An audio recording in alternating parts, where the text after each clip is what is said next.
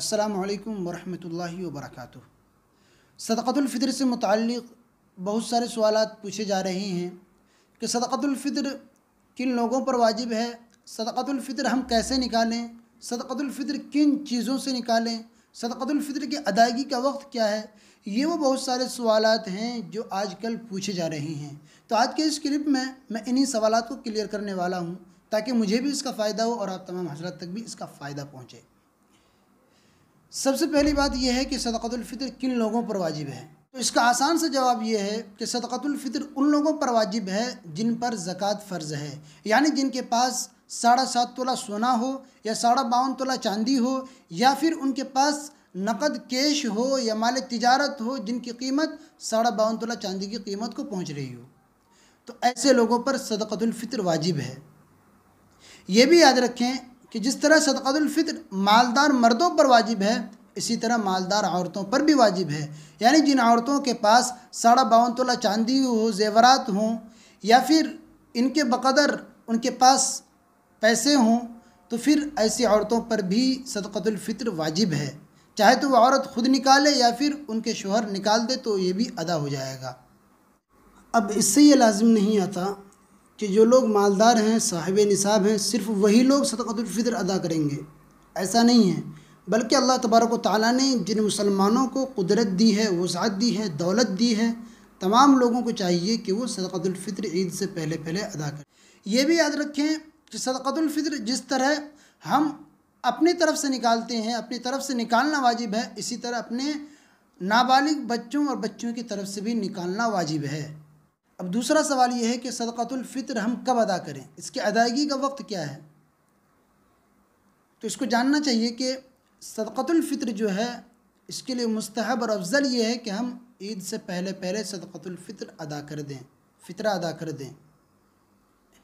और अगर कोई शख्स ईद तक अदा न कर सका हो तो ईद बाद भी अदा कर सकता है, लेकिन ये याद रहे कि ईद से पहले पहले अदा करने का जितना सवाब है उतना सवाब ईद के बाद अदा करने का नहीं है।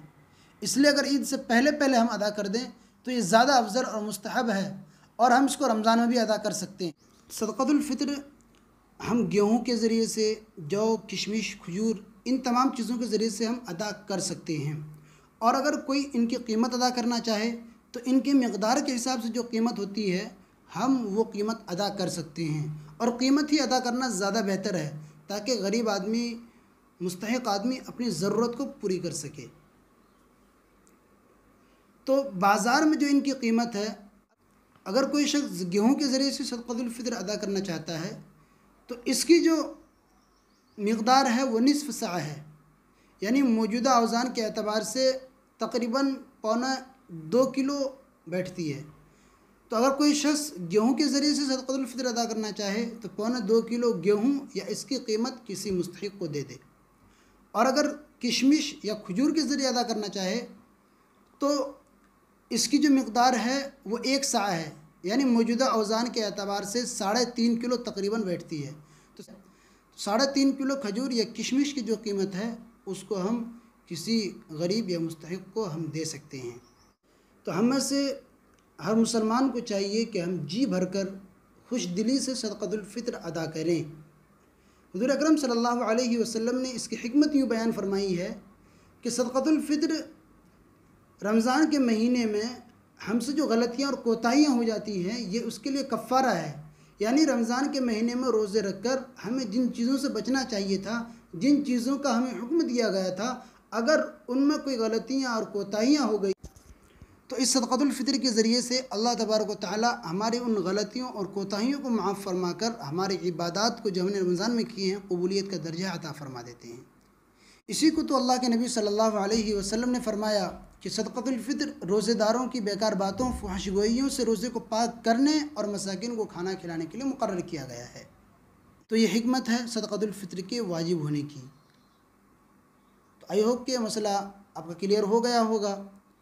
इसी तरह की मज़ीद दीनी, फ़िक़ही, इल्मी मसाइल, फ़िक़ही मालूमात और जानकारी के लिए हमारे यूट्यूब चैनल को ज़रूर सब्सक्राइब फरमाएँ।